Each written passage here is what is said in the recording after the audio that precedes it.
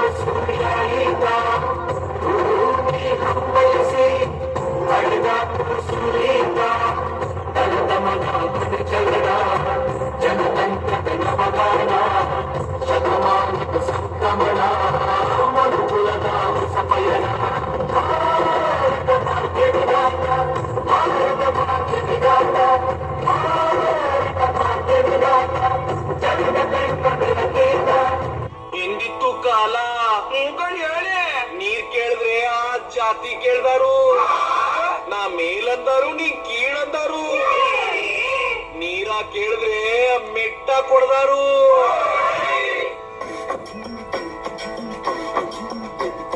ಮೇಲಿನ ನಂಜನು ನೀರಿಗೆ ಸುರಿದರು, ಹಿಂದಿತ್ತು ಕಾಲ ಮಂಜಾರ ನಂಜು ಆ ಕಲ್ಲನ್ನೇ ಸುಟ್ಟಿತು. ಆಮೇಲೆ ಕಾಲಕ್ರಮೇಣ ಒಂದೊಂದಾಗಿ ಒಬ್ಬೊಬ್ಬರಾಗಿ ಸಮಾನತೆ ಹರಿಕಾರರು ಬಂದು ಈ ಪಾಪ ತೊಳೆದ್ರು. ಆದ್ರೆ ಇದನ್ನ ಸಂಪೂರ್ಣವಾಗಿ ಎದುರು ಹಾಕಿಕೊಂಡು ಹೋರಾಡಿದವರು ನನ್ನ ಒಡೆಯ ಹಿರಿಯ ಈ ಭಾರತ ದೇಶದ ಭಾಗ್ಯ ವಿಧಾತ.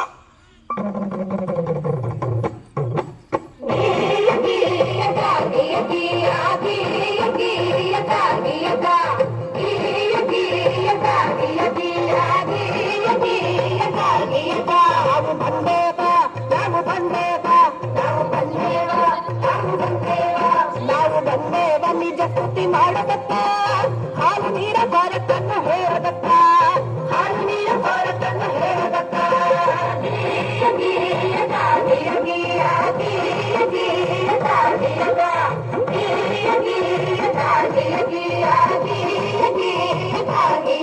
ತಂದು ಹುಟ್ಟಿದರೆ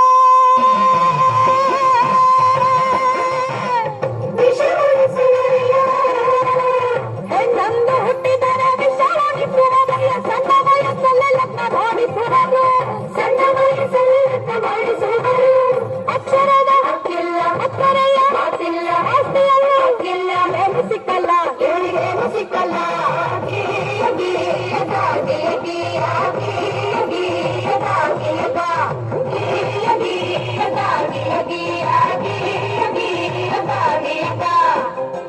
ತಂಗಿ, ಹೆಣ್ಣು ಅನ್ನೋದು ಈ ಸಮಾಜದಲ್ಲಿ ಒಂದು ಜೀವಿಯಾಗಿರ್ಲಿಲ್ಲ. ಅವಳು ಆಸ್ತಿ, ವರ್ಣ, ವಂಶ ರವಾನಿಸೋ ಒಂದು ಯೋಜನೆ ಆಗಿದ್ಲು. ಈ ಜಾತಿ ಆ ಜಾತಿ ಸೇರ್ಬಾರ್ದು, ಆ ವರ್ಣ ಈ ವರ್ಣ ಬೆರಿಬಾರ್ದು, ಈ ಆಸ್ತಿ ಆ ಆಸ್ತಿ ಅವ್ರಿವ್ರ ಕೈ ಸೇರ್ಬಾರ್ದು. ಹಿಂಗೆಲ್ಲ ಆಗ್ಬಾರ್ದು ಅಂದ್ರೆ ಹೆಣ್ಣಿಗೆ ಯೋಚಿಸೋ ಶಕ್ತಿ ಕೊಡ್ಬಾರ್ದು. ಹಾಗೆ ಅವಳಿಗೆ ಒಪ್ಪಿಗೆ ಇದೆಯೋ ಇಲ್ವೋ, ಅವಳ ಬುದ್ಧಿ ಮತ್ತು ಮೈ ಮಾಗಿದ್ಯೋ ಇಲ್ವೋ, ಅವಳಿಗೆ ಜಾತಿಯಲ್ಲೇ ಮದುವೆ ಮಾಡಿಸ್ಬಿಡೋದು. ಹೆಣ್ಣು ಆಸ್ತಿ ತಗೋ ಬರ್ತಾಳೆ.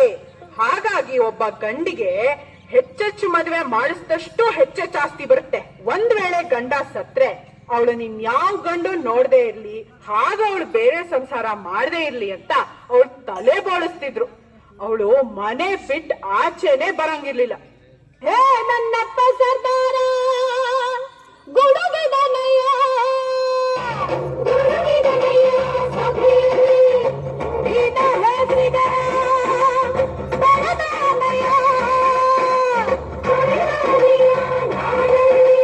ಪ್ರತಿಯೊಂದು ಹೆಣ್ಣು ಮಕ್ಕಳು ಬರಹ ಕಲಿಯಬೇಕು, ಪ್ರತಿ ಸರ್ಕಾರವನ್ನು ರಕ್ಷಣೆ ಕೊಡಬೇಕು, ಪ್ರತಿ ಕ್ಷೇತ್ರದನ್ನು ಹೀಗೆ ಮೀಸಲು ಭೇದಭಾವ ಮಾಡುವಾಗ ಜೈಲಿಗಾಕಬೇಕು.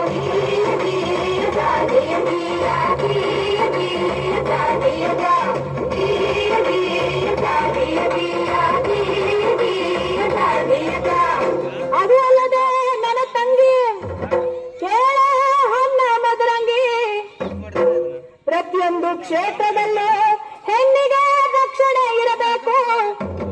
ಹಾಗಂತ ನನ್ನಪ್ಪ ಸರ್ದಾರ ಕೊಡಿಸಿದ ಹಲವು ಸವಲತ್ತು, ಪ್ರತಿ ಕಾರ್ಖಾನೆಗೆ ಪ್ರತ್ಯೇಕ ಶೌಚಾಲಯ, ಪ್ರತಿಯೊಂದು ಹೆರಿಗೆ ರಜೆಯನ್ನು ಒಪ್ಪದೆ ನೀಡಬೇಕು. ಹೆಣ್ಣು ಶಿಶು ಹತ್ಯೆ ಇನ್ನು ಮುಂದೆ ನಿಷಿದ್ಧ, ಹೆಣ್ಣಿನ ಶೋಷಣೆಗೆ ಲೇಷಕ ಸಿದ್ಧ.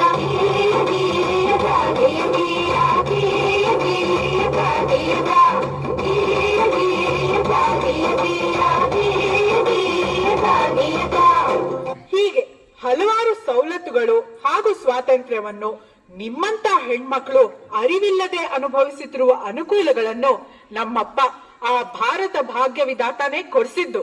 ಹೆಣ್ಣು ಮಕ್ಕಳಿಗೆ ಆಸ್ತಿಯೆಲ್ಲ ಹಾಕುವುದು, ಗಂಡು ಹೆಣ್ಣು ಎಂಬ ಎಡೆಯುವುದು, ಹಳಬೋಯ್ತು ಹಳಕಾಲ ಅಂತೈತೆ ಹೊಸ ಸುದ್ದಿ. ಪ್ರತಿಯೊಬ್ಬ ಪ್ರಜೆಯಿಗ ನೋಯದ ಹಿಡಿ, ಪ್ರತಿಯೊಬ್ಬ ಪ್ರಜೆಯಿಗ ನಿಂತ ನೋಯದ ಹಿಡಿ, ಪ್ರತಿಯೊಬ್ಬ ಪ್ರಜೆಯಿಗ ನಿಂತ ನೋಯದ ಹಿಡಿ.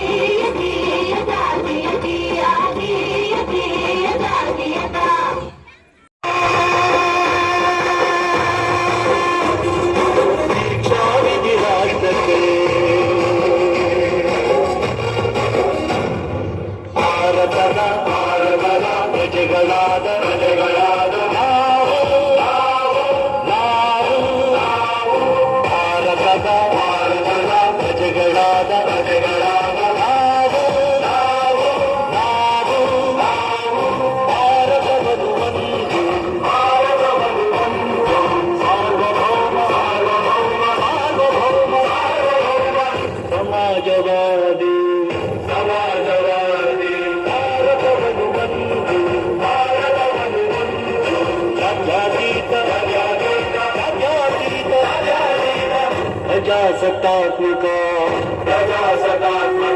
ಗಣರಾಜ್ಯವನ್ನಾಗಿ ರೂಪಿಸುವುದಕ್ಕಾಗಿ ಭಾರತೀಯರೆಲ್ಲರಿಗೂ ಸಾಮಾಜಿಕ ಆರ್ಥಿಕ ಮತ್ತು ರಾಜಕೀಯ ನ್ಯಾಯವನ್ನು ವಿಚಾರ ಅಭಿವ್ಯಕ್ತಿ ನಂಬಿಕೆ ಧರ್ಮ ಮತ್ತು ನಂಬಿಕೆ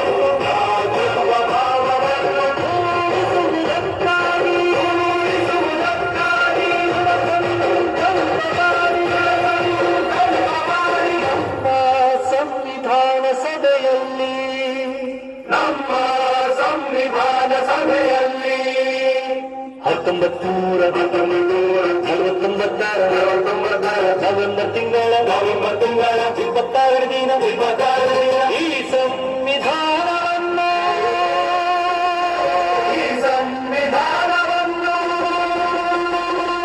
ನಮಗೆ ನಾವೇ ಅರ್ಪಿಸಿಕೊಂಡು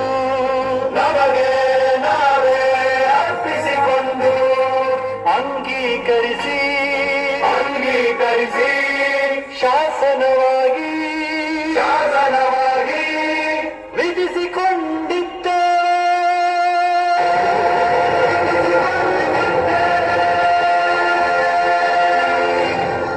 भारत माता की जय बोलो भारत माता की जय बोलो भारत माता की जय